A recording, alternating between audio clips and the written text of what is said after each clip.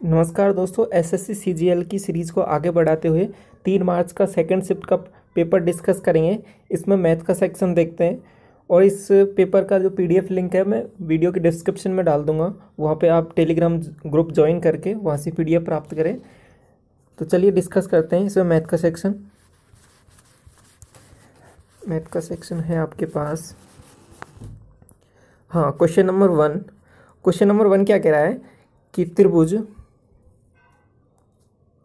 त्रिभुज ABC एक समबाहु त्रिभुज है और AD परपेंडिकुलर BC, जहां D बिंदु BC पर स्थित है। यदि AD बराबर 4√3 सेंटीमीटर है तो त्रिभुज ABC का परिमाप क्या होगा। तो क्वेश्चन में आपको दे रखा है त्रिभुज ABC। अब क्वेश्चन में एक चीज़ कहा है कि जो AD है, A से सामने वाली भुजा BC पर एक परपेंडिकुलर ड्रॉ किया गया है, जिसको जहाँ पे मीट करता है उस पॉइंट को D बोला गया है। अब क्वेश्चन में क्या है कि इस पॉइंट की जो AD है, इस साइड की लेंथ दे रखी है आपको 4√3। और हम एक चीज़ जानते हैं कि जो समबाहु त्रिभुज होता है उसका जो प्रत्येक कोण होता है वो 60 डिग्री का होता है। ये बात क्लियर है आपको, 60 डिग्री का एंगल होता है। तो अब एक चीज़ देखो, अब त्रिभुज ADC में देखो, ये हो गया एक राइटेंगल ट्राइंगल, समकोण त्रिभुज हो गया, जिसमें AC भुजा होगी कर्ण आपकी और AD होगी परपेंडिकुलर और DC या CD भुजा हो गई आपकी बेस। तो आपको 60 डिग्री के सामने की भुजा दे रखी है 4√3, क्लियर। तो ये वाला एंगल हो जाएगा आपका 30 डिग्री। तो 30 डिग्री के सामने की भुजा हो जाएगी आपके पास क्या, 4। अगर ये 4 है तो AC क्या हो जाएगी, 4 का डबल 8। यहाँ तक क्लियर है। और एक चीज़ हम जानते हैं कि जो त्रिभुज ABC है वो समबाहु त्रिभुज है, तो प्रत्येक भुजा 8 सेंटीमीटर की होगी। तो AB भी 8 होगी और BC भी 8 होगी। तो तीनों भुजाओं का योग कितना आ जाएगा आपके पास, 24। तो आपको क्वेश्चन में क्या पूछा है, परिमाप। तो क्या हो जाएगा answer, option number second. Clear है यहाँ तक। अगला क्वेश्चन देखो, क्वेश्चन नंबर टू क्या कह रहा है कि समान धारिता की 2 बोतलें संतरे के रस से क्रम से 35% और 33.1/3% तक भरी हैं। वे सेब के रस से पूरी भरी जाती हैं। तो दोनों बोतलों की सामग्री एक दूसरे बर्तन में खाली कर दी जाती है। तो मिश्रण में सेब के रस का प्रतिशत ज्ञात कीजिए। क्वेश्चन को समझिए थोड़ा। क्वेश्चन क्या कह रहा है कि आपके पास 2 बीकर ले लीजिए आप, 2 बीकर। इसमें अगर 35% है आपके पास संतरे का रस, 35% संतरे का रस है, इसमें है आपके पास 33.1/3 संतरे का रस। अब बाकी ये खाली कितना है, ये है 65% खाली। तो 65% हम इसमें क्या डालेंगे, 65% डालेंगे हम इसमें एप्पल जूस, ठीक है, सेब का जूस। और इस वाले में ये कितना खाली है आपका, 66 सही 2/3% खाली। तो 66 सही 2/3% हम क्या डालेंगे इसमें, ये डालेंगे हम इसमें सेब का रस सेकंड बीकर में। क्लियर है यहाँ तक। अब कह रहा है कि जो मिक्सचर बनाए, इन दोनों को मिलाने पर, इन दोनों को अगर मिला दें तो मिक्सचर में आपका जो परसेंटेज होगी वो सेब की, वो क्या होगी। तो एक चीज़ बात क्लियर है आपके पास, ये 65% मिक्सचर है, ये आपके पास 66 से 2/3% है। तो टोटल मिक्सचर कितना हो जाएगा, 200% हो जाएगा कि नहीं हो जाएगा। अब ये इस मिक्सचर को मिला दें तो ये 100% है, ये मिक्सचर आपका 100%। तो टोटल वैल्यू हो गई आपके पास पूरा मिक्सचर 200%। क्लियर। अब पहले जो पहला बीकर है उससे आपके पास कितना आ रहा है, 65%। तो क्या आ रहा है आपके पास, एप्पल जूस आ रहा है। और दूसरे वाले से आ रहा है आपके पास 66 सही 2/3। क्लियर है ये। अब इसका परसेंटेज वैल्यू निकालनी है तो आप 100 से मल्टीप्लाई कर देंगे, ये बात तो ठीक है। तो 2 0 से 2 0 कट जाएंगी। अब इसको सॉल्व करना है, सिंपल। सॉल्व करने का सीधा तरीका है, दोनों को जोड़ दो और 2 से भाग दे दें। और आसान तरीके से सॉल्व करने के लिए क्या कर सकते हैं, ये 65 है आपके पास, इसको भी 65 प्लस 1 सही 2/3 लिख सकते हैं। क्या लिख सकते हैं इसको, 65 प्लस 1 सही 2/3, ठीक है। तो 1 65 ये रहा, 1 65 ये रहा, 2 65 हो गए आपके पास। उसमें 2 का भाग देंगे तो 65 तो यहाँ से आ जाएगा। और बचा आपके पास 1 सही 2/3। ये कितना बन रहा है आपके पास, 5/3। 5/3 में अगर 2 का भाग देंगे तो आपके पास वैल्यू क्या बन जाएगी, 5/6। क्लियर। तो आपके पास आंसर क्या हो जाएगा, 65 सही 5/6, ठीक है। तो आपका ऑप्शन नंबर सेकंड हो जाएगा। एक तरीका तो ये है आपके पास सिंपल करने का। दूसरा तरीका मैं आपको डिस्कस कर देता हूँ यहाँ पे क्या होगा दूसरा तरीका इसको करने का सॉल्व। दूसरा तरीका ये है कि आपके पास पहले बीकर से दे रखा है 35%। 35% का मतलब क्या हो गया आपके पास, अगर इसको फ्रैक्शन वैल्यू में कन्वर्ट करें तो फ्रैक्शन वैल्यू हो जाएगी 5% की होती है आपके पास 1/20, तो 35% की हो जाएगी 7/20। यहाँ तक क्लियर है। दूसरा 33 से 1/3 की फ्रैक्शन वैल्यू हो जाएगी आपके पास 1/3। अब ये तो इसमें है संतरे का जूस, लेकिन आपको बाकी ये रिमेनिंग कितना हुआ, 13/20 हुआ कि नहीं हुआ, 13/20 ये खाली है। तो इसमें क्या डाल दिया हमने, संतरे का जूस, इसमें सेब का जूस डालिए। ये वाला है जो ये सेब का जूस है, तो इसका रिमेनिंग पार्ट कितना हुआ, 2/3। अब क्या है, दोनों बीकर की जो कैपेसिटी सेम बनानी है, दोनों बीकर की कैपेसिटी सेम बनानी है। तो नीचे क्या है, इधर 20 है इधर 3 है, तो दोनों का एलसीएम कितना है 60, तो दोनों को 60 बना लेते हैं। तो इसको कितने से मल्टीप्लाई करना पड़ेगा, 3 से ऊपर नीचे, इसको मल्टीप्लाई करना पड़ेगा 20 से ऊपर नीचे। क्लियर। तो इधर तो बन गया आपके पास 39/60 और इधर बन गया आपके पास 40/60। यहाँ तक क्लियर है। अब क्या करना है इसमें, अब दोनों मिक्सचर को मिला देंगे। दोनों मिक्सचर को अगर मैंने मिला दिया, एक तो हो गया 39/60, दूसरा हो गया आपके पास 40/60। ठीक, तो दोनों को जोड़ा हमने तो आपके पास बन गया 79/120। ठीक है, ये दोनों से 60 लीटर यहाँ से आएगा, 60 यहाँ से आएगा, तो आपके पास 120 हो जाएगा। इसकी परसेंटेज वैल्यू निकालनी है, 100 से मल्टीप्लाई करेंगे तो आपके पास दोबारा भी वही आंसर आएगा, 65 सही, 5/6%। दूसरा तरीका ये हो गया आपके पास। ठीक है, दोनों तरीके से कर सकते हैं, या तो परसेंटेज से डायरेक्ट कैलकुलेट कर लो या फिर फ्रैक्शन वैल्यू में कन्वर्ट करके आप इसको सॉल्व कर सकते हैं। क्लियर। अगला सवाल देखो, क्वेश्चन नंबर 3। क्वेश्चन नंबर 3 क्या कह रहा है कि एक व्यंजक दे रखा है a+b - c का cube plus a - b plus c का होल क्यूब माइनस 8a³ का मान निकालिए। तो एक तरीका तो है आप इसको कि ब्रैकेट को पूरा खोलो और उसके बाद में वैल्यू जो भी आती है फिर कट पिट के जो बनता है उसको सॉल्व करो, लेकिन इतना टाइम नहीं है आपके पास। a+b प्लस c का क्यूब खोलो आप।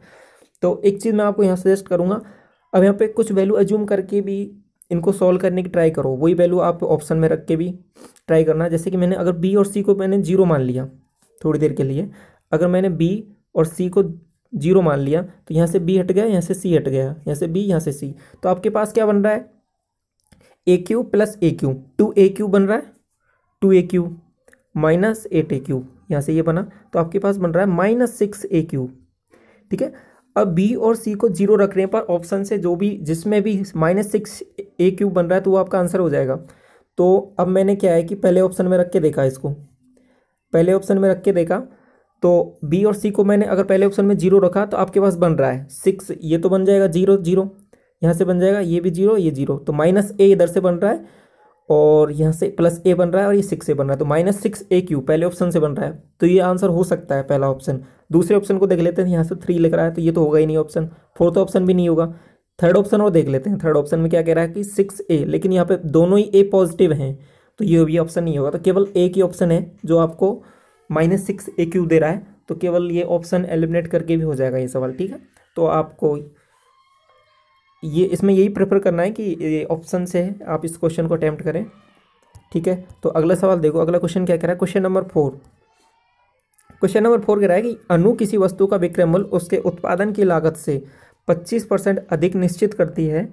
यदि उस उत्पादन की लागत 20% बढ़ जाती है तो वह विक्रय मूल्य 10% बढ़ा देती है, तो लाभ प्रतिशत ज्ञात कीजिए। ठीक है, तो क्वेश्चन में पहले क्या कहा है कि कोई ऑब्जेक्ट है, जैसे कि मान लो 100, विक्रय मूल्य उसके उत्पादन की लागत से 25% अधिक है। अगर मैंने ये 100 CP माना है तो उसका SP वो कह रहा है कि 125 होगा। यहाँ तक क्लियर। अब क्वेश्चन में आगे क्या कह रहा है, यदि उत्पादन की लागत 20% बढ़ा दी, अगर मैंने ये 20% बढ़ गई तो 120 हो गई ये वाली वैल्यू, अगर ये 120 बढ़ गई तो इसका जो विक्रय मूल्य है वो 10% बढ़ जाता है, तो इसका 10% निकाला मैंने 125 का, तो आपके पास बनेगा 12.5। क्लियर, 12.5।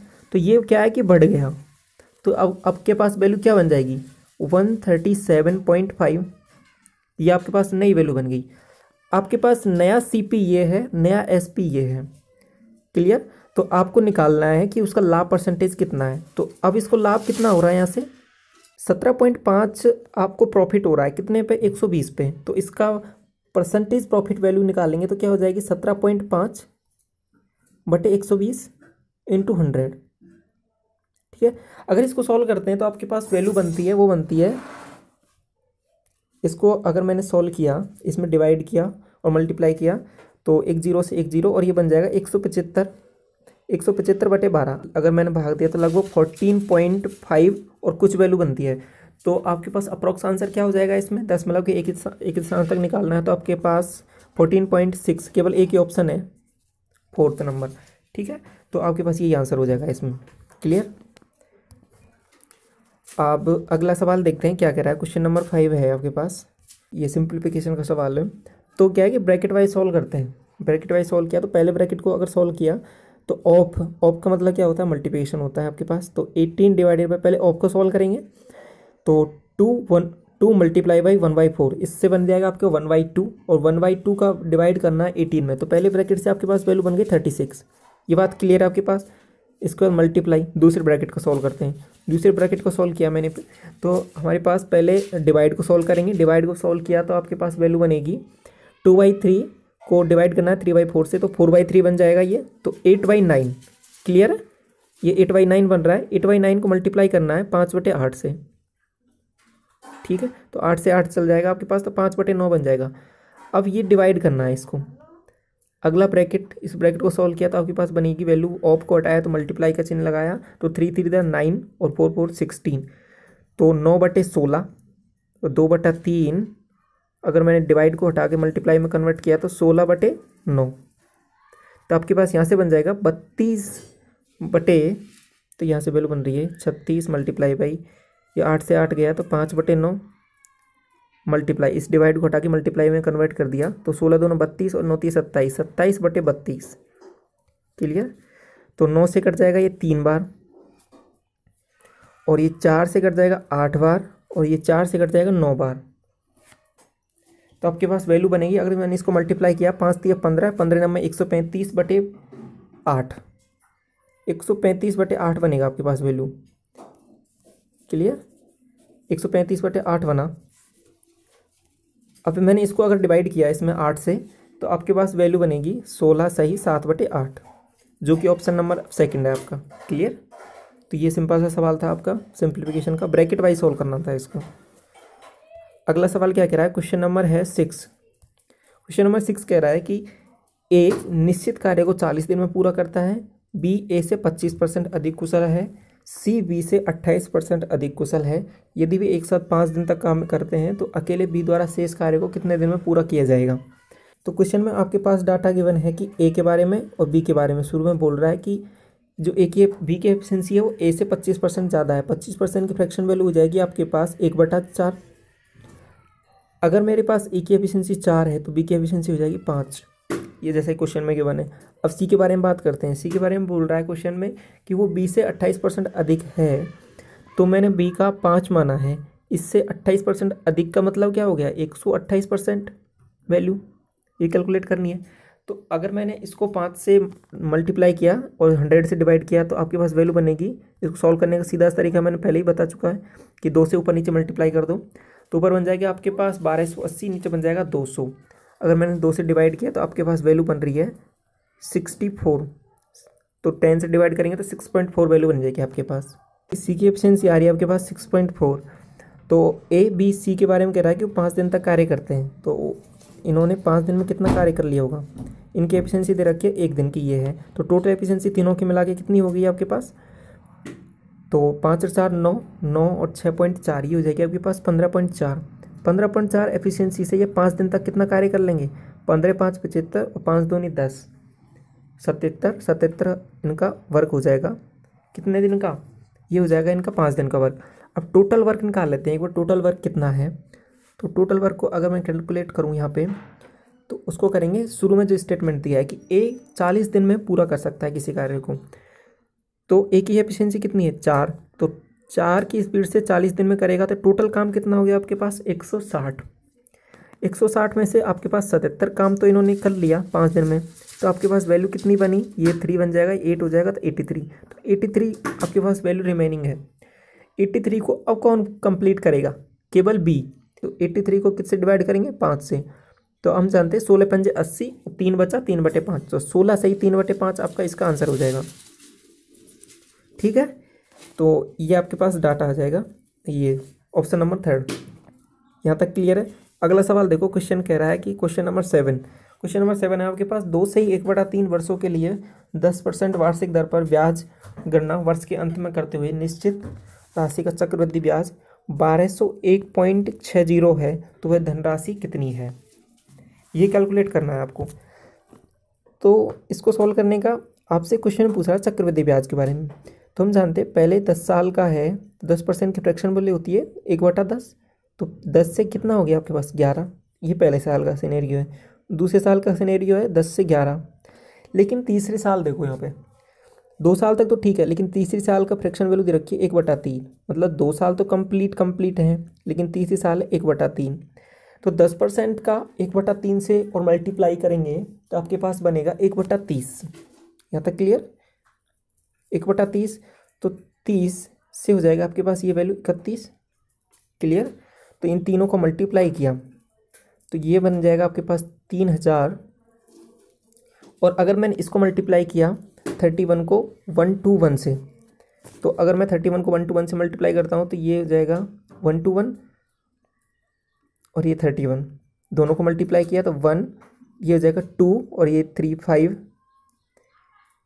ये 0 माना मैंने, तो ये हो जाएगा 1, ये हो जाएगा आपके पास 6 7, और इधर इसको मल्टीप्लाई किया 3 जी, ये 0 हो जाएगा, 1 हो जाएगा 3, तो बन जाएगा आपके पास 3751। क्लियर? ये आपके पास वैल्यू बनेगी 3751। तो अब यहाँ से एक चीज़ देखो, ये आपके पास है अमाउंट, ये है आपके पास प्रिंसिपल, तो यहाँ पे आपको जो CI की वैल्यू मिल रही है वो मिल रही है आपके पास 751। यहाँ तक क्लियर? अब क्वेश्चन में कह रहा है कि क्वेश्चन के अनुसार CI की वैल्यू कितनी है 1201.6, तो ये कितने टाइम्स है पहले ये निकालना पड़ेगा। तो उस हिसाब से हम फिर जो वैल्यू दे रखी है उसको 3000 से मल्टीप्लाई कर देंगे तो आपके पास सिंपल क्या आ जाएगा, प्रिंसिपल आ जाएगा जो क्वेश्चन पूछ रहा है।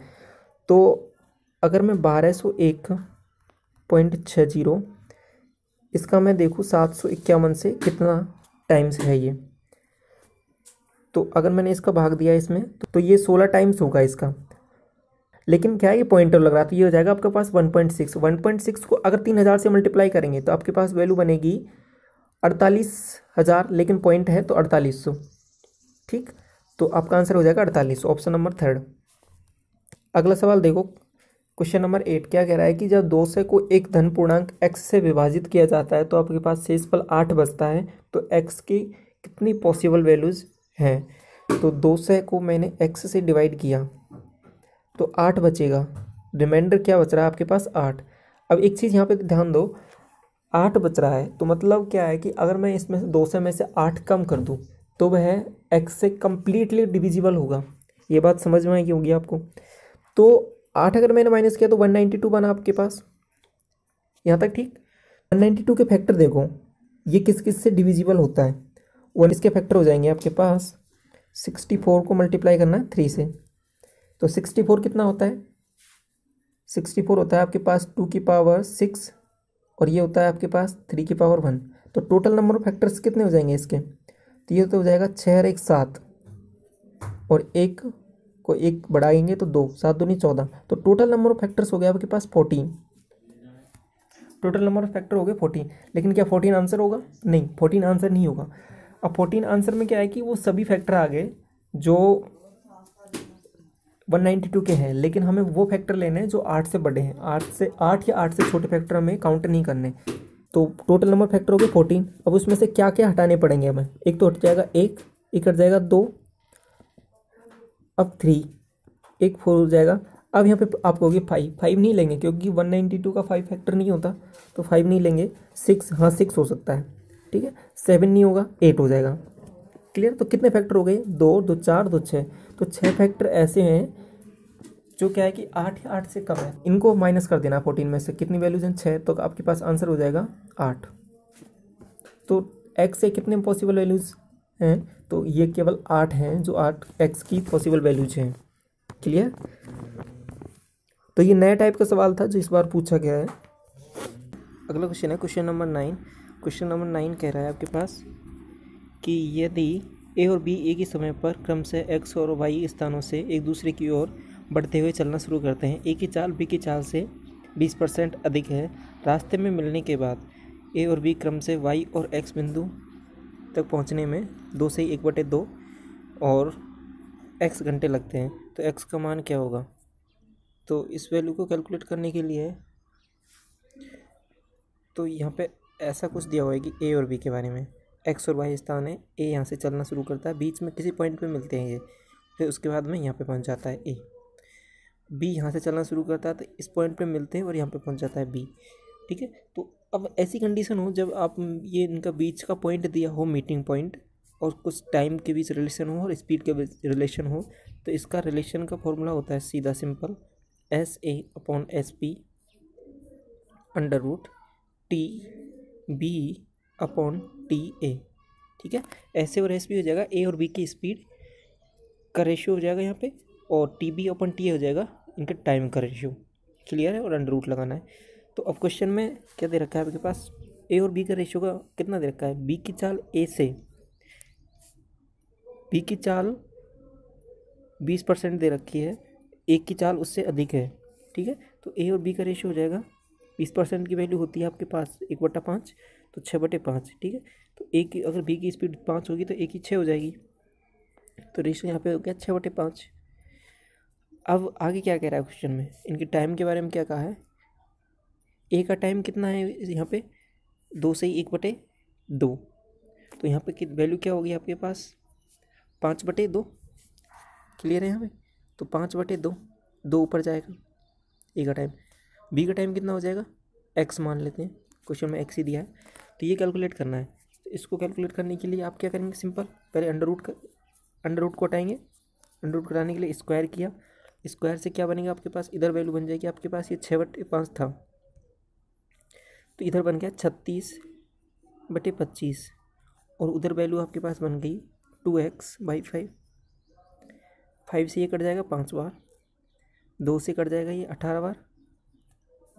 क्लियर, तो अब 18 को 5 से डिवाइड करेंगे, आपके पास वैल्यू बनेगी 5 × 15, 3 से 3/5, ये आपकी एक्स की वैल्यू हो जाएगी। क्लियर, तो आपको ऑप्शन नंबर हो जाएगा 3rd। अगला क्वेश्चन नंबर 10 क्या कह रहा है कि किसी वृत्त के चारों ओर एक चतुर्भुज ABCD खींचा गया है, यदि AB बराबर 8 सेंटीमीटर, BC बराबर 7, CD बराबर 6 सेंटीमीटर है, तो AD की लंबाई ज्ञात कीजिए। तो क्वेश्चन में गिवन है आपको एक सर्किल के चारों ओर एक चतुर्भुज है जिसका नाम है ABCD। इनकी लेंथ दे रखी है, ये है 8, ये है 7, ये है 6, और ये वैल्यू आपको कैलकुलेट करनी है। तो अगर इसकी चारों साइड्स इस सर्किल को टच करती है तो इसका रिलेशन होता है, ये बेसिकली क्या होगी, टेंजेंट हो गई इस पर। तो टेंजेंट के बीच में एक रिलेशन होता है कि जो अपोजिट साइड है इसकी, जो ये क्वाड्रिलेटरल बन रहा है, जो ये चतुर्भुज बन रहा है, इसकी जो अपोजिट साइड है AB और CD, इन दोनों का सम, दोनों अपोजिट साइड के सम के इक्वल होगा। तो 8 और 6 किधर हो गया, 8 और 6 14, 14 बराबर क्या हो जाएगा इधर 7 + AD। AD की वैल्यू निकालनी है, तो AD की वैल्यू क्या आ जाएगी आपके पास 7। क्लियर, बस इतना सा सवाल था ये, ऑप्शन नंबर 2 आंसर हो जाएगा आपका इसमें। अगला सवाल देखिए, क्वेश्चन नंबर 11। क्वेश्चन नंबर 11 है, ये क्वेश्चन इस बार SSC में बहुत पूछा गया है। ठीक है, और ये नया टाइप का सवाल है, इसको देखिए कैसे करना है अटेम्प्ट। क्वेश्चन में दे रखा है कि यदि x⁴ + x² y² + y⁴ = 21, तो x² + y² + xy = 7, तो ये वैल्यू आपको कुछ कैलकुलेट करनी है। तो इसके बीच में एक रिलेशन होता है कि अगर इधर पावर 4 हो, इधर पावर 2 हो, ठीक, तो इनका मल्टीप्लिकेशन किसका, x² + xy + y², इसका मल्टीप्लिकेशन x² - xy + y²। ठीक, इन दोनों का मल्टीप्लिकेशन होगा आपके पास x⁴ + x² y² + y⁴, ये होता है आपके पास। ठीक है, तो अब इसमें एक चीज़ आपको, 2 चीज़ें गिवन होगी। अब यहाँ पे क्या क्या दे रखा है आपके पास, ये वैल्यू गिवन है, ये वैल्यू गिवन है, तो आप ये वाली वैल्यू निकाल लो एक बार। तो इसकी वैल्यू क्या हो जाएगी, दोनों का मल्टीप्लिकेशन 21 दे रखा है, तो एक की वैल्यू 7 है, दूसरे की वैल्यू 3 हो जाएगी। इसकी वैल्यू 7 है तो इसकी वैल्यू कितनी हो जाएगी 3। यहाँ तक क्लियर। तो इसकी वैल्यू क्या होगी आपके पास, इसकी वैल्यू होगी 3। अब क्या करना है कि x² + y² की वैल्यू निकाल लेते हैं यहाँ पे। तो x² + y² की वैल्यू क्या आ जाएगी आपके पास, दोनों को मैंने जोड़ा, 7 और 3 कितना हो गया 10, यहाँ तक क्लियर। 7 और 3 10 हो गया, प्लस 2 का भाग देंगे तो 5 आ जाएगा आपके पास। और एक्स वाई की वैल्यू क्या हो जाएगी, दोनों को माइनस कर दो, दोनों को माइनस किया तो 7 माइनस 3, 7 माइनस 3 हो जाएगा 4, 2 से डिवाइड कर दो 2, क्लियर यहाँ तक। अब आपको वैल्यू निकालनी है 1/x² प्लस वाई स्क्वायर की, तो इसको थोड़ा सा सिंप्लीफाई कर लेते हैं। तो x² प्लस वाई स्क्वायर मैंने अगर वो ले लिया LCM, तो आपके पास ऊपर वैल्यू बन जाएगी आपके पास y² प्लस x², उसको ऐसे भी लिख सकते हैं x² plus y square, clear यहाँ तक, ठीक है आपको। अब क्या करना है, x² प्लस वाई स्क्वायर की वैल्यू हमने निकाल ली है, ये कितनी है, ये 5, और x² plus y square, x² into y square की वैल्यू क्या हो जाएगी, एक्स वाई की वैल्यू 2 है तो इसका स्क्वायर कर देंगे तो 4, तो 5/4 ये हो जाएगा, ठीक है। तो सिंपल क्या किया है इसमें, कुछ नहीं, सिंपल आगे तो सॉल्व किया है, लेकिन मेन कंसेप्ट की ध्यान देने की बात क्या होती है कि ये जो पावर 2 होती है उसमें एक बार प्लस का चिन्ह और एक बार माइनस का चिन्ह, दोनों का मल्टीप्लिकेशन होता है, वो पावर 4 के इक्वल होता है। ये बात क्लियर करनी है आपको, ये बात ध्यान रखनी है थोड़ी सी। अगला क्वेश्चन है क्वेश्चन नंबर 12। क्या कह रहा है कि यदि 2 sin theta plus 15 cos square theta is equal to 7, और थीटा की वैल्यू डिफाइन है 0 से 90 डिग्री के बीच में है, और tan theta plus cos theta plus sec theta की वैल्यू आपको निकालनी है। तो एक तरीका तो है आप थीटा की इसको सॉल्व करें कि cos स्क्वायर थीटा है आपको गिवन है, उसकी जगह आप क्या करें कि 1 माइनस sin स्क्वायर थीटा रखें और इसको सॉल्व करें, क्वाड्रेटिक इक्वेशन बनेगी, थीटा की वैल्यू आएंगी 2, वहाँ से जो थीटा 0 से 90 के बीच में होगा सेटिस्फाई करेगा वो इसमें आंसर होगा, फिर उस थीटा को इसमें वैल्यू में पुट करना है, फिर जो भी रिजल्ट आएगा वही आंसर बन जाएगा अपना। एक तरीका तो ये है। दूसरा तरीका क्या कहता है कि आप थीटा की कुछ वैल्यू अज्यूम कर लें 0 से 90 के बीच, जैसे मैंने 0 डिग्री से स्टार्ट किया, 0 डिग्री फिर क्या बन रहा है, ये 15 बन रहा है, 0 डिग्री सेटिस्फाई नहीं कर रहा है इसमें थीटा की वैल्यू। अब मैंने क्या रखा कि 30 डिग्री पे क्या बन सकता है क्या कुछ, हाँ देखते हैं क्या बन रहा है, 2 + 1/2 1 बन रहा है इधर से, तो 1 + 15 cos स्क्वायर थीटा क्या बनेगा 15 × 3/4 इसको नहीं, ठीक है, ये भी सेटिस्फाई नहीं कर रहा है इसमें, तो थीटा की वैल्यू अब क्या है कि आगे हम चेक नहीं करेंगे, क्यों नहीं करेंगे, क्योंकि जैसे 45 डिग्री 1/√2 बनेगा, तो √2 वाली टर्म राइट साइड में नहीं है क्योंकि उधर तो 7 ही है केवल, तो √2 पे चेक नहीं, उस पर 45 पे चेक नहीं करेंगे, 60 डिग्री पे भी नहीं करेंगे क्योंकि sin 60 होता है 3/2 √3/2, और 90 डिग्री हो जाएगी। 90 डिग्री पे एक बार चेक कर लेते हैं, इधर बन जाएगा 2, 90 डिग्री पे भी नहीं कर रहा। अब क्या दिमाग में आता है कि हमारे पास 2 एंगल और होते हैं, एक 37 डिग्री एक 53 डिग्री, इन दोनों पे चेक करते हैं वैल्यू। अगर मैंने 37 डिग्री रखा तो इधर क्या बनेगा मेरे पास sin 3/5, क्लियर है। तो यहाँ से क्या बन जाएगा आपके पास वैल्यू 6/5, यहाँ से वैल्यू बन गई आपके पास 6/5 प्लस 15 cos स्क्वायर थीटा, तो 15 × 4 का स्क्वायर किया 16/25, क्लियर। अब इसको थोड़ा सा सॉल्व किया मैंने, 5 से काटा इसको 3 बार, 5 से काटा मैंने 5 बार, तो 16 थी 48, यहाँ से बन रहा 5, ये भी इसको सेटिस्फाई नहीं कर, 48 और 6 54, ठीक है, ये भी इसको सेटिस्फाई नहीं कर रहा। तो आपके पास एक लास्ट ऑप्शन बना कि थीटा की वैल्यू 53 रख के देख ले एक बार, 53 रखा तो मैंने sin थीटा की वैल्यू बनेगी आपके पास 4/5, तो बन जाएगी आपके पास ये वैल्यू बन जाएगी 8/5 बन रही है। तो इसको फिर मैंने इधर रखा वैल्यू 15 cos स्क्वायर थीटा की वैल्यू बन जाएगी आपके पास 3 का स्क्वायर करेंगे तो 9/5 25, ठीक। अब इसको थोड़ा सा सॉल्व किया मैंने, 5 से काटा इसको 3 बार, 5 से काटा मैंने 5 बार, ये 9 27 बन रहा है, 27 में 8 जोड़ा 35, 35 को 5 से डिवाइड किया 7, ठीक है, ये सेटिस्फाई कर रहा है। तो थीटा की डिग्री क्या होगी, थीटा की वैल्यू क्या होगी 53 डिग्री। 53 को अब इसमें रखते हैं तो आपके पास क्या रिजल्ट बनता है tan 53, तो ये चीज़ समझ गए हम, ये वाला एंगल है, तो आपके पास ये वाली वैल्यू हो जाएगी 4, ये वाली वैल्यू हो जाएगी 3, ये हो जाएगी 5, क्लियर। अब उसी हिसाब रिजल्ट देख ले, tan थीटा की वैल्यू क्या हो जाएगी आपके पास 4/3 प्लस cos थीटा की वैल्यू हो जाएगी आपके पास यहाँ पे 3/5 प्लस sec थीटा की वैल्यू हो जाएगी आपके पास, इसका जस्ट अपोजिट होता है cos थीटा का, तो 5/3, क्लियर। तो यहाँ से आपका LCM हो जाएगा 15, ठीक, 15 LCM आ गया, तो 3 से किया 5 और 5 चौके 20 बना यहाँ से, तो 5 से किया 3 3 3 9,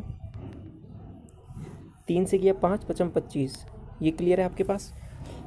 अब क्या बन रहा है कि इसको ऐड किया 25 20 45 45 और 9 54, 54/15, 3 से मैंने इसको काटा, इसे 5 बार कट जाएगा, ये 18 बार, ठीक है। 18/5, 18/5 को मैंने सॉल्व किया था, आपके पास वैल्यू बन रही है 3 से 3/5, 5 3 15, 3 से 3/5। क्लियर। तो आप ये थीटा को अलग अलग वैल्यू पुट करके भी देख सकते हैं एक बार। ठीक है, ये थीटा कुछ ऐसे ही इस तरीके से अरेंज करके देते हैं कि आप थीटा को सेटिस्फाई करके भी वैल्यू निकाल सकते हैं। क्लियर है। अगला सवाल देखते हैं। क्वेश्चन नंबर है आपके पास अगला क्वेश्चन नंबर 13। क्वेश्चन नंबर 13 क्या कह रहा है कि यदि 4 संख्याओं का औसत 5वीं संख्या का 3 गुना है तो यदि उन 5 संख्याओं का औसत 85.8 है तो 5वीं संख्या ज्ञात करो। तो आपके पास है 4 संख्या, 1 2 3 4, इनका औसत के बारे में कह रहा है। और ये होगी आपके पास 5वीं संख्या। 5वीं संख्या अगर मैं x मान लेता हूँ तो क्या कह रहा है कि इसका क्या है, ये 3 गुना। अब ये है इसका औसत।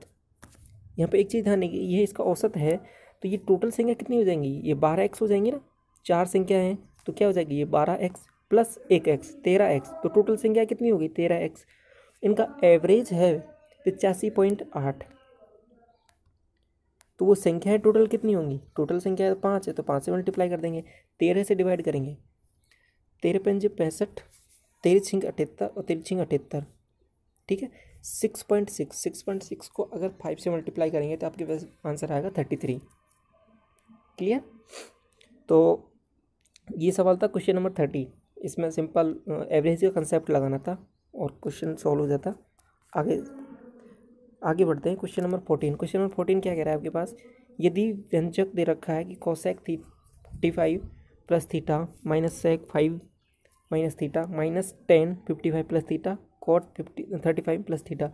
अब ये चीज़ मैंने आपको ऑलरेडी बता रखी है कि जब थीटा की वैल्यू अननोन हो, जो हमें ज्ञात नहीं कर सकते, तो हमेशा वहाँ पे कंसेप्ट कौन सा लगेगा, 90 प्लस थीटा 90 माइनस थीटा वाला, जिसमें क्या है कि ट्रिग्नोमेट्रिक फंक्शंस चेंज हो जाते हैं। साइन कॉज में हो जाता है, टेन कॉट में हो जाता है, सेक कोसेक में चेंज होता है, एक दूसरे से इंटरचेंज हो जाते हैं, तो वो वाला कंसेप्ट लगेगा यहाँ पे। तो अब ये सेक थीटा किस में चेंज हो जाएगा, कोसेक थीटा में। और एक चीज़ है प्लस का, एक है माइनस, दोनों का, इन दोनों को ऐड किया, दोनों एंगलों को, 90 हो रहा है इनका एडिशन। ठीक है, तो ये वाला वैल्यू क्या होगा कि ये वाली वैल्यू इससे कट जाएगी। क्लियर। तो ये वाली वैल्यू तो इससे कट गई। अब आगे बढ़े, आगे क्या कह रहा है कि 10 55 प्लस थीटा, अब 55 और 35 दोनों का एडिशन 90 हो रहा है, तो माइनस थीटा प्लस थीटा तो कट जाएगा। तो उस तरीके से अगर दोबारा चेंज किया कॉट थीटा को तो ये 10 थीटा बनेगा, तो इससे ये वाली वैल्यू कट जाएगी। क्लियर। तो इसलिए आंसर क्या हो जाएगा आपका 0 इस सवाल में। सिंपल सा सवाल था। अगला सवाल देखो, क्वेश्चन नंबर है 15। क्वेश्चन नंबर 15 क्या कह रहा है आपके पास में कि कंपनी ए और बी द्वारा 2015 और 2018 में भर्ती किए गए इंजीनियरों की कुल संख्या का कंपनी सी और डी द्वारा 2014 और 2018 में भर्ती किए गए इंजीनियरों की कुल संख्या से अनुपात क्या होगा। तो इसमें सिंपल क्या करना है कि आपको जो वैल्यूज़ दे रखी हैं वो टेबल से देखना है। डीआई का सवाल है, इसमें जो टेबल से वैल्यूज़ दे रखी हैं उनको कैलकुलेट करना है। तो ए और बी के बारे में क्या कह रहा है कि 2015 2018 में वैल्यूज़ देखनी है। तो ये मैंने रहा ए प्लस बी के बारे में बात कर लेता हूँ मैं एक बार, इधर बात कर लूँगा सी प्लस डी के बारे में। अब मैं क्या करता हूँ 2015 में एक बार वैल्यूज़ देख लेता हूँ इनकी। 2015 में ए और बी की वैल्यू क्या दे रखी है, 132 और 118। अगर दोनों को ऐड किया, यहाँ पे ये वैल्यू रही 132 118, इन दोनों को ऐड किया तो आपके पास वैल्यू बनेगी 250। ये हो गई 2015 में वैल्यू आपके पास। अब ऐसे ही 2018 में दोनों वैल्यू को ऐड किया, ए और बी की 2018 में वैल्यू किया 148 112, दोनों को ऐड किया तो आपके पास वैल्यू बन रही है 260 2018 में। अब टोटल ये वैल्यू कितनी बन रही है आपके पास 510। अब ऐसे ही 2014 और 2018 में सी और डी की देखनी है। तो 2014 में सी और डी की वैल्यू देखी तो इधर दोनों को ऐड किया तो 190 बनेगा, और इधर दोनों को ऐड किया तो इधर बन रहा है 230। ये आप वैल्यू डायरेक्ट इसमें से देख के ऐड करना है वैल्यूज़। क्लियर। तो इन दोनों को ऐड किया तो 420। अब क्या है कि इनका रेशियो लेना है।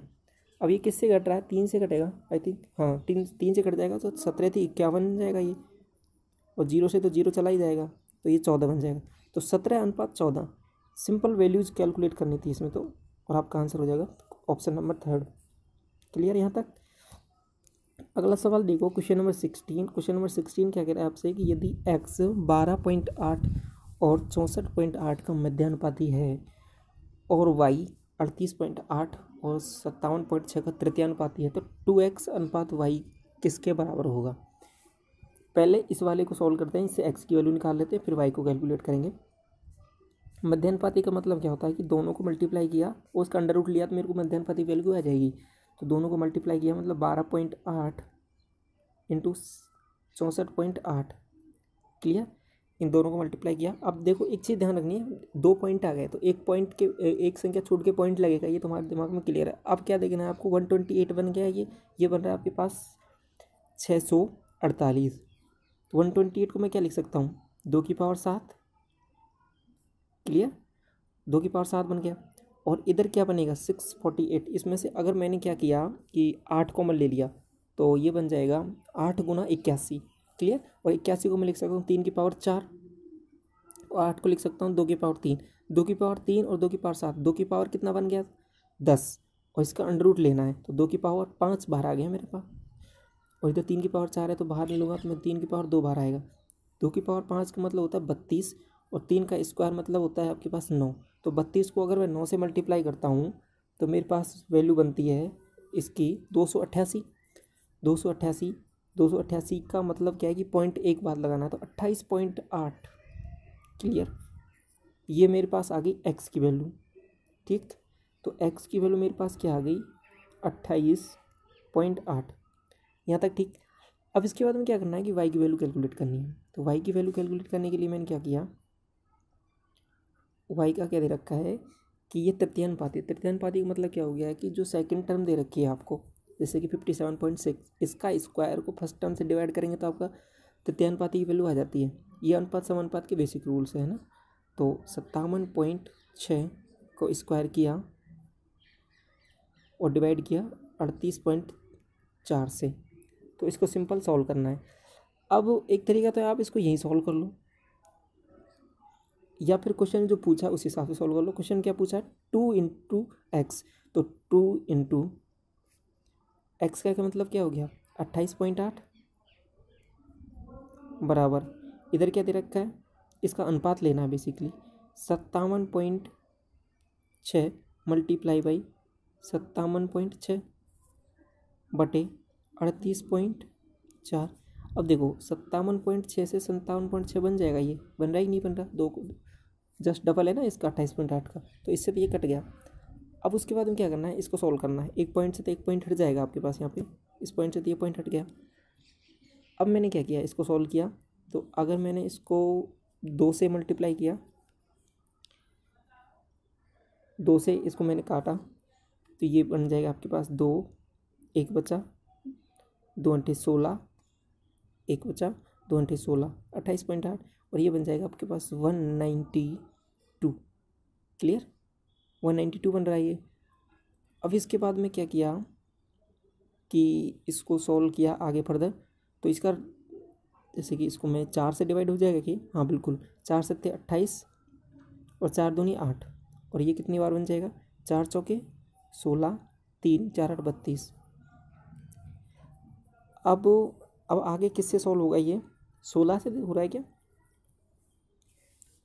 हाँ नहीं 24 से हो रहा है, ठीक है 24 2 48 24 72, क्या क्या वैल्यू बन रही है आपके पास 2:3 बन रहा है ना, तो यही आपका आंसर हो जाएगा इसमें 2:3, ठीक।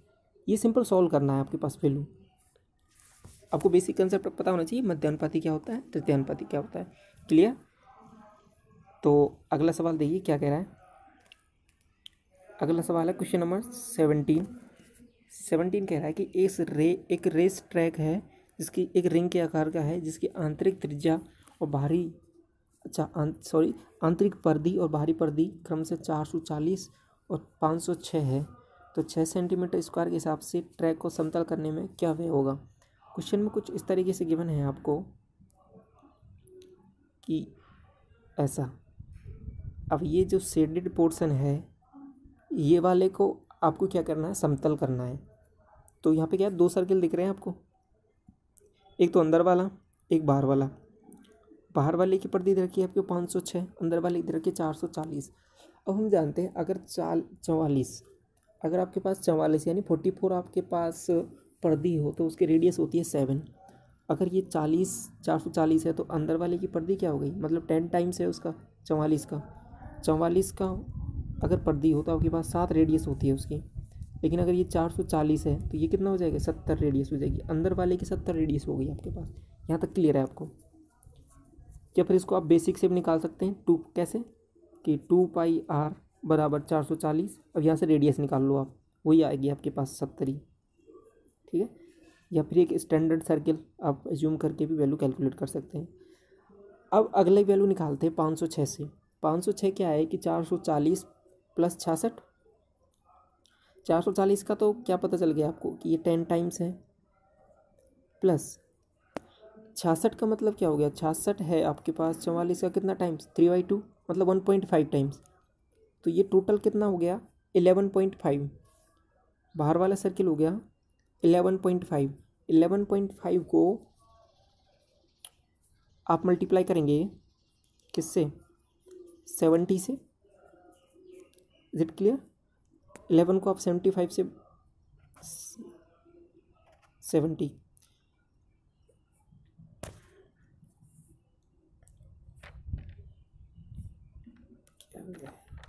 ठीक। हाँ, तो 11.5 को मल्टीप्लाई करेंगे 7, क्योंकि ये स्टैंडर्ड सर्किल हमारा 7 का है। तो ये आपका दूसरा सर्किल की रेडियस आ जाएगी। अब क्या करना है, और ये है आपके पास 7 × 10, 10 टाइम्स है इसका। आपको निकालना है इस सर्किल की जो ये शेडेड पोर्शन है, इसका एरिया निकाल लेते हैं। उसको 6 से मल्टीप्लाई कर देंगे तो इसका जो खर्च है वो आ जाएगा आपके पास। तो एरिया निकालने के लिए क्या हो जाएगा आपका, संकेंद्रीय वृत्तों का एरिया निकालने का क्षेत्रफल क्या हो जाता है, पाई बाहर की जो रेडियस है कैपिटल आर का स्क्वायर माइनस स्मॉल आर का स्क्वायर। तो कैपिटल आर का स्क्वायर माइनस स्मॉल आर का स्क्वायर, ये आपका फॉर्मूला होता है, ठीक। ये तो फॉर्मूला हो गया आपके पास। अब इसके बाद में इसमें वैल्यूज़ पुट करते हैं। पाई की वैल्यू तो हो गई स्टैंडर्ड सर्किल के लिए, क्या हो जाएगी, जब स्टैंडर्ड सर्किल की रेडियस 44 होती है तो उसका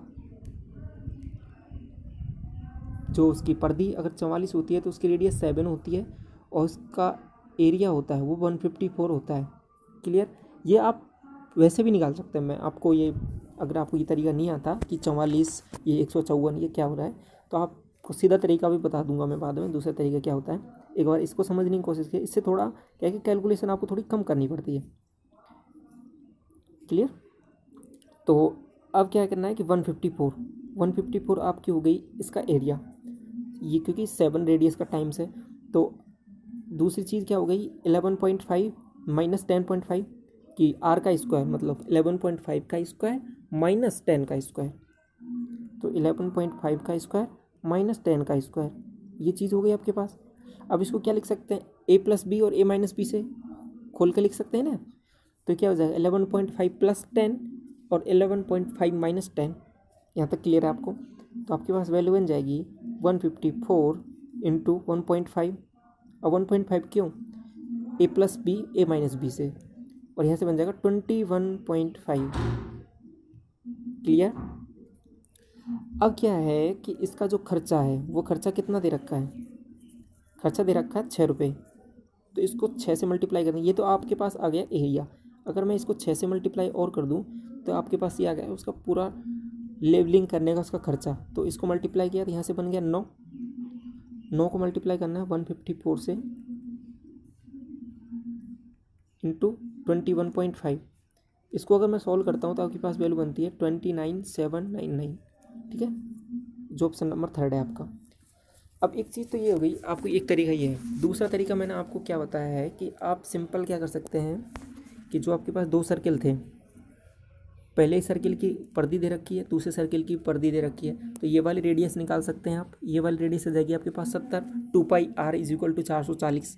दूसरा 2πr = 506, इससे ये वाली रेडियस निकाल सकते हैं। ये वाली रेडियस आ जाएगी आपके पास 11.5 × 7। अब इसको सॉल्व कर लेना, क्या बनता है 11 7 70 और 7 5 35 कुछ 77 कुछ लगभग ऐसे बनेगी, ठीक है। तो आप देख लेना क्या बनती है।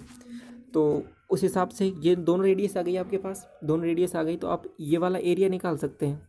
ये वाला एरिया कैसे निकालेंगे, पाई आर का स्क्वायर माइनस स्मॉल आर का स्क्वायर, ठीक है। ये वाला एरिया आ गया आपके पास, दोनों रेडियस हैं आपके पास, तो उसको कितने से मल्टीप्लाई कर देंगे 6 से, तो आपका आंसर आ जाएगा। ये सिंपल बेसिक तरीका है। क्लियर? अगला सवाल देखो क्या कह रहा है, क्वेश्चन नंबर 18। क्वेश्चन नंबर 18 है आपके पास, DI का सवाल है। ABCD द्वारा भर्ती के इंजीनियरों की संख्या, सेम DI है जो पहले ऑलरेडी पूछा गया है इन्होंने। 2014 से 2017 तक कंपनी ए द्वारा भर्ती किए गए इंजीनियरों की कुल संख्या। 2019 में उन सभी कंपनियों द्वारा भर्ती किए गए इंजीनियरों की संख्या का अनुपात निकालना है आपके पास, से कितना प्रतिशत अधिक है। ठीक है, ये परसेंटेज वैल्यू पूछ रहा है कि कितना ज़्यादा होगा 2014 से 2017 तक। अब 2014 से 2017 तक ए की जो वैल्यूज़ दे रखी हैं उनको सबको अगर ऐड किया हमने, 2014 की वैल्यू देखो 2017 तक ए की जो वैल्यूज़ बनती हैं उन सबको ऐड किया तो आपके पास वैल्यू बन रही है 520, 120, 132, 138, 140 को अगर ऐड करते हैं तो आपके पास वैल्यू बनेगी 520। अब क्या कह रहा है कि 2019 में डाटा ये रहा, इसमें सभी 4 कंपनियों इन सभी वैल्यूज़ को अगर ऐड किया तो ये वैल्यू बन रही है आपके पास 500। ये है 2019 का डाटा। इससे ये कितना ज़्यादा है, ये कितना ज़्यादा है 20 टाइम्स, 20 ज़्यादा है ना। किससे ज़्यादा है, 500 से। बस ये वैल्यू कैलकुलेट करनी है आपको। 20 5 से कट जाएगा 4 बार, तो कितना वैल्यू आ गई आपके पास, 4% की वैल्यू। सिंपल एडिशन का है, कुछ ज़्यादा नहीं करना है इसमें। अगला क्वेश्चन है क्वेश्चन नंबर 19। क्या कह रहा है कि ऐसे वर्षों की संख्या कितनी है जिसके दौरान डी द्वारा भर्ती किए गए इंजीनियरों की संख्या का औसत कंपनी बी द्वारा दिए गए 6 वर्षों में भर्ती किए जाने वाले इंजीनियरों की संख्या से कम है। क्वेश्चन को एक बार ध्यान से समझना। क्वेश्चन में कुछ थोड़ा सा डाटा ट्रिकी पूछा गया है। क्वेश्चन में क्या कह रहा है कि जो डी की जो भी वैल्यूज़ दे रखी हैं, डी के जो भी डाटा गिवन हैं उनका पहले क्या करना है कि एवरेज निकालना है। ठीक है, डी के जो भी डाटा दे रखे हैं उनका एवरेज लेना है। फिर उसके बाद में क्या कह रहा है कि बी द्वारा 6 वर्षों में किए गए भर्ती किए जाने वाले इंजीनियरों की संख्या औसत से संख्या से कम है। तो मतलब क्या हुआ कि डी का जो भी एवरेज आता है उस एवरेज से बी के जो डाटा ज़्यादा हैं, क्लियर, जो बी की वैल्यू जो भी एवरेज आता है उससे कितनी ज़्यादा है उन सब कितने ईयर्स के लिए, उन सबको कैलकुलेट करना है। ठीक है, एक बार करके देखते हैं आपको क्या जब समझ में आएगा अच्छे से क्या कह रहा है क्वेश्चन। तो क्वेश्चन में डी के जो भी डाटा गिवन है उनका सबको मैंने एडिशन किया तो आपके पास वैल्यू बन रही है 665। ये मैंने ऐड कर लिया है ऑलरेडी। तो ये जो डी के डाटा दे रखे हैं तो इनको अगर मैंने 6 से डिवाइड किया तो एवरेज लिया, मेरे पास बन रहा है 110.85। ये मेरे पास क्या है कि डी का एवरेज आ गया। अब डी का एवरेज आ गया तो अब बी की वो वैल्यू निकालनी है जो 110 से ज़्यादा है। मतलब क्या कह रहा है कि जो डी का डाटा है ये 110 वो बी से कम होना चाहिए। तो मतलब क्या हो गया, सिंपल यही हो गया ना, बी से कम होना चाहिए मतलब बी ज़्यादा होना चाहिए। तो बी ज़्यादा होना चाहिए किससे, 110 से। अब बी की जो टेबल है उसमें चलना है और 110 से जहाँ जहाँ ज़्यादा है उसको नोट कर लेना है कि कितनी बार ज़्यादा है बी। तो एक तो हो गया 118 बार, एक बार ज़्यादा हो गया, एक हो गया 112 और दोबारा 118, मतलब कितनी बार ज़्यादा है, मतलब 3 बार। तो यही आपका आंसर हो जाएगा। क्लियर। तो ये चीज़ थोड़ी सी इसमें ध्यान देने की थी। अच्छा सवाल था, इसको एक बार समझना भी था और कि करना क्या है इसमें। अगला है क्वेश्चन नंबर 20। क्वेश्चन 20 कह रहा है कि PQRS एक चक्रीय चतुर्भुज है जिसमें PQ बराबर x सेंटीमीटर, QR बराबर है आपके पास 16.8, RS है 14, PS है 25.2। तो PR QS को समद्विभाजित भी करता है। तो x की वैल्यू निकालनी है। तो आपको सबसे पहले तो पता होनी चाहिए चक्रीय चतुर्भुज क्या होता है। आपके पास अगला क्वेश्चन है क्वेश्चन नंबर 20। क्वेश्चन नंबर 20 कह रहा है कि PQRS एक चक्रीय चतुर्भुज है जिसमें PQ बराबर x सेंटीमीटर, QR बराबर 16.8, RS है 14 सेंटीमीटर, PS है 25.2, PR QS को समद्विभाजित करता है। तो x का मान ज्ञात कीजिए। तो सबसे पहले तो आपको पता होनी चाहिए कि चक्रीय चतुर्भुज क्या होता है। चक्रीय चतुर्भुज होता है कि सर्किल के अंदर बनता है, ठीक, PQRS जिसका नाम है। ये क्या कह रहा है आगे कि PR है जो किसको समद्विभाजित करता है, QS को, मतलब ये वैल्यू इसके बराबर है। अब आगे क्या है कि कुछ वैल्यू दे रखे हैं, ये x दे रखा है, ये है आपके पास 16.8, ये है आपके पास 14 और ये है आपके पास 25.2। तो आपके पास चक्रीय चतुर्भुज की एक प्रॉपर्टी होती है कि जो अपोजिट जो समद्विभाजित दे रखा है, ठीक है, ये वाली जो समद्विभाजित कर रहा है जिस लाइन को, उसके साइड्स की जो वैल्यूज होती हैं उन दोनों का मल्टीपल इक्वल होता है। क्लियर। क्या कहना चाह रहा हूँ मैं कि x इंटू 16.8 बराबर होगा 25.2 इंटू 14। तो इसको सिंपल सॉल्व कैसे कर सकते हैं, x की वैल्यू क्या हो जाएगी, इन दोनों को मल्टीप्लाई करो, इससे डिवाइड कर दो, तो सिंपल क्या हो गया आपके पास, x की वैल्यू क्या बन जाएगी कि 25.2 को मल्टीप्लाई करना है 14 से और डिवाइड किससे करना है 16.8 से। पॉइंट से पॉइंट हटाया मैंने, 14 से कट जाएगा ये, 14 एकम 14, 14 दूना 28, 12 से कट जाएगा 12 दूना 24, 12 एकम 12, तो 21 आंसर बन जाएगा आपका इसका। क्वेश्चन नंबर 21 क्या कह रहा है कि त्रिभुज ABC में AB इक्वल टू AC है और AL BC के बिंदु L पर लंब है। त्रिभुज DEF में DE इक्वल टू DF है और DM EF के बिंदु M पर लंब है। त्रिभुज ABC का क्षेत्रफल और DEF का क्षेत्रफल 9:25 है। तो DM प्लस AL और DM माइनस AL का रेशियो कैलकुलेट करना है। तो सबसे पहले डायग्राम ड्रॉ करते हैं कि क्वेश्चन में क्या कह रहा है। ये ABC त्रिभुज दे रखा है और दूसरा त्रिभुज दे रखा है आपके पास DEF, ठीक है। इसके बिंदु ये L पर लंब है, ये बिल्कुल M पर लंब है, ठीक है। तो अब यहाँ पे ABC के बारे में बात कर रहा है और इधर इसके बारे में बात कर रहा है। तो इसका टोटल का जो एरिया है, जो टोटल का एरिया है वो दे रखा है 9:25 में। ये अगर 9 है तो इधर 25 दे रखा है। अगर ये 9:25 है तो इनकी साइड्स का रेशियो हो जाएगा 3:5। क्लियर है, ईच एंड एवरी साइड्स का रेशियो। साइड्स का रेशियो हमारे पास आ गया। अब जो AL है जो इधर परपेंडिकुलर है और इधर DM परपेंडिकुलर है, ठीक है। तो एक बार क्या करना है, तो इनका रेशियो भी क्या किस अनुपात में हो जाएगा 3:5 में। तो एक बार तो क्या करना है कि दोनों का एडिशन करना है और एक बार क्या करना है दोनों का सब्सट्रैक्शन करना है। तो अब हमारे पास एक्चुअल वैल्यू तो है नहीं कि हमें इनका अनुपात बताया, लेकिन अगर हम इसको x से मल्टीप्लाई कर लें कि इधर x तो दोनों से x कट जाएगा, तो हम 3:5 लेकर भी इनको कैलकुलेट कर सकते हैं। तो हमने क्या मान लिया कि AL की वैल्यू मान हो गई 3, DM की वैल्यू हो गई 5, ठीक है। तो एक बार क्वेश्चन में पूछ रहा है कि दोनों का एडिशन करना है, तो 5 और 3 क्या हो गया आपके पास 8। एक बार कह रहा है कि दोनों का सब्सट्रैक्शन करना है, 5 - 3 क्या हो गया 2, 8/2 कितना हो जाएगा आपके पास 4। ये आपका आंसर हो जाएगा। अगला सवाल देखो क्वेश्चन नंबर 22।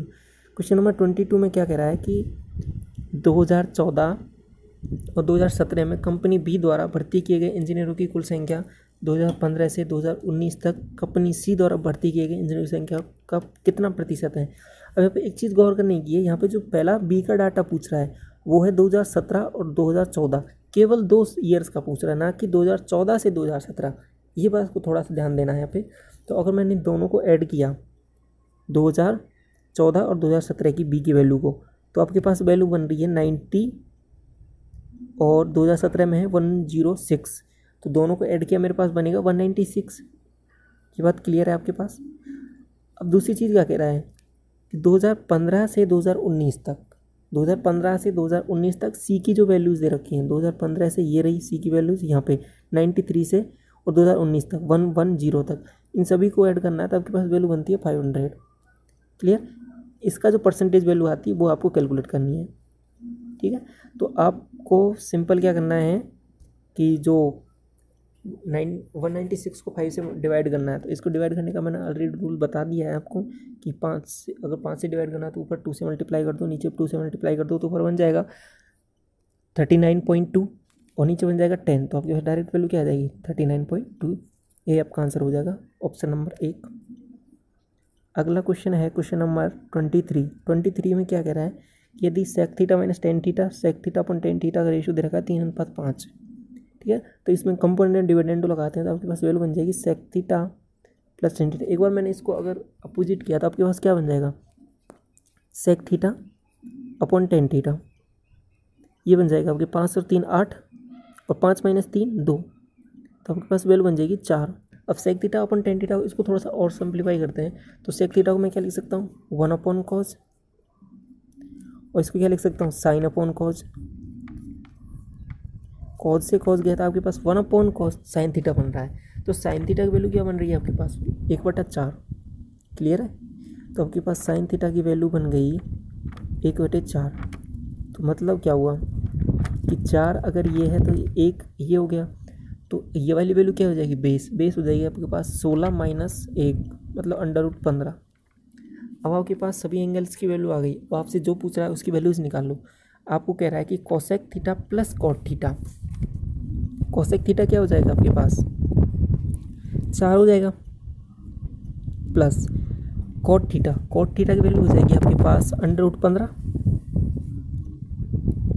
ठीक है, अब नीचे क्या कह रहा है कि 4 माइनस √15।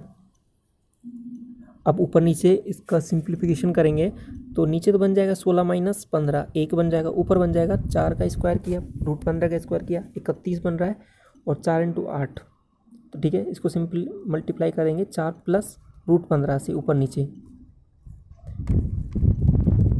तो आपके पास वैल्यू बन जाएगी, नीचे तो बन जाएगा 1 इससे, और ऊपर जब इसको मल्टीप्लाई करेंगे 4 प्लस √15 का स्क्वायर बन जाएगा होल स्क्वायर, तो आपके पास वैल्यू बनेगी 31 प्लस 8√15, जो ऑप्शन नंबर 4 है।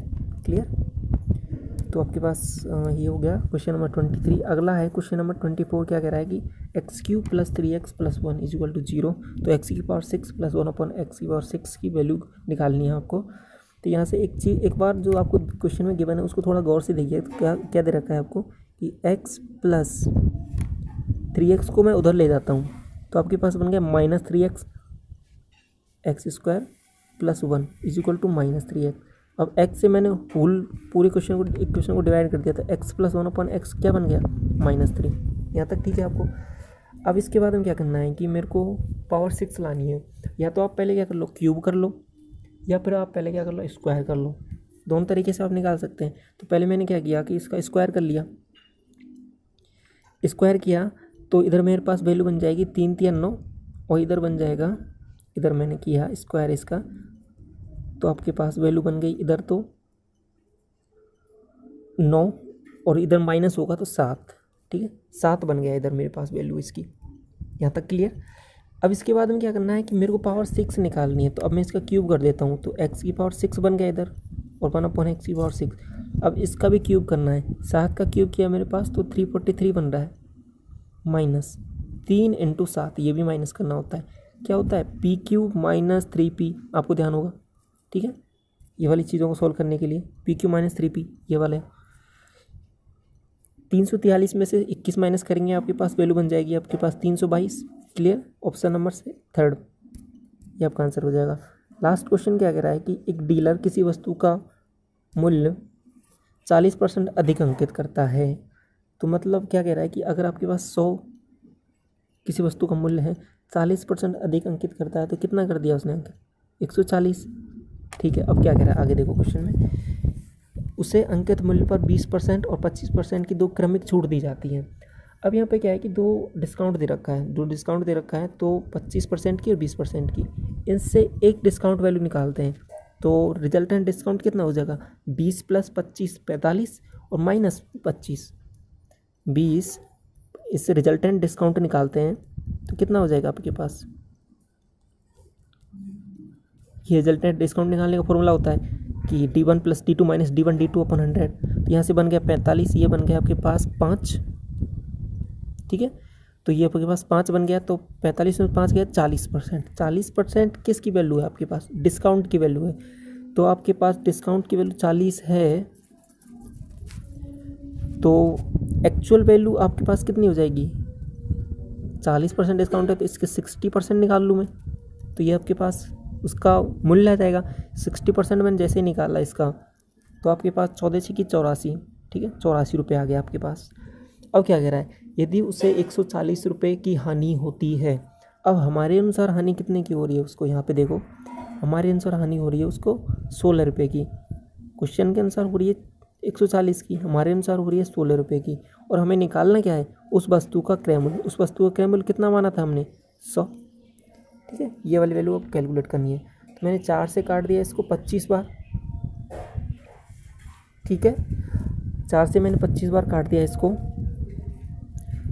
अब क्या है कि 4 और बचा, 4 से मैंने इसको फिर दोबारा इसको काटा, तो 4 से कट जाएगा 4 × 12, 2 बचा, 4 × 5 = 20।